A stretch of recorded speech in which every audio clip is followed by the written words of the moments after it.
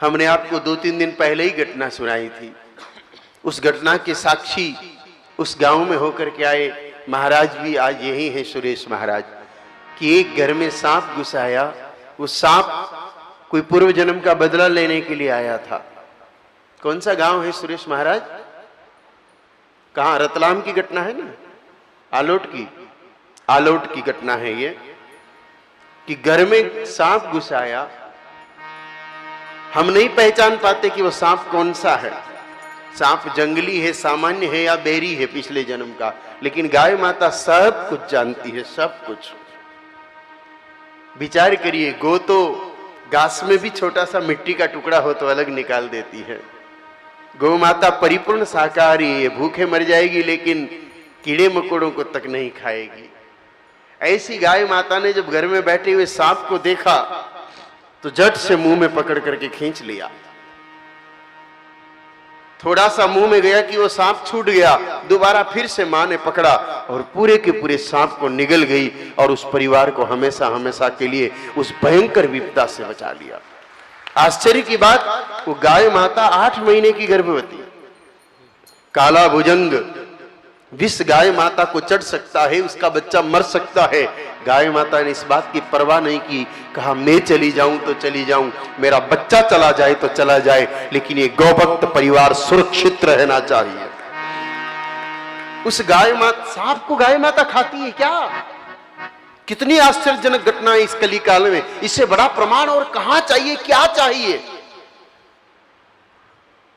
कितनी आश्चर्यजनक घटना है ये कि मां सांप को खा गई और दूसरे दिन उस मृत सांप को वापस गोबर में से बाहर निकाल दिया। गोबर में वो मरा हुआ सांप वापस निकला, काला सांप, कोबरा, भुजंग, जो बदला लेने आया था, उस परिवार को खाना चाहता था। गौ माता ने उसको नष्ट करके परिवार को बचा दिया। 4 दिन तक गौ माता ने चारा नहीं खाया। प्राणी वध का पश्चाताप कर रही है मां। गौ माता को साधारण मत समझना।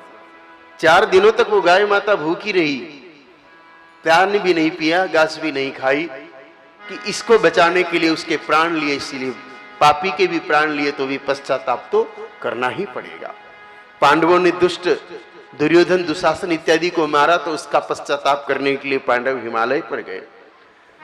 परशुराम जी ने सहस्त्रबाहु को मारा तो उसका पश्चाताप करने के लिए तीर्थों में तपस्या करने के लिए परशुराम जी भी गए। भगवान राम ने भी रावण का वध करने के बाद प्रायश्चित किया है। इसलिए जीवन में हमें सनातन धर्मियों को एक सीख लेनी होगी, विशेष रूप से इस गाय माता से। वो तो घटनाएं ऐतिहासिक है, पौराणिक है, धार्मिक है, जिनको हमने अपनी आंखों से नहीं देखा, किताबों में पढ़ा है, शास्त्रों में पढ़ा है, लेकिन ये तो प्रत्यक्ष 5 दिन पहले घटी हुई घटना है। इसी क्षेत्र की घटना है, आलोट कोई ज्यादा दूर नहीं।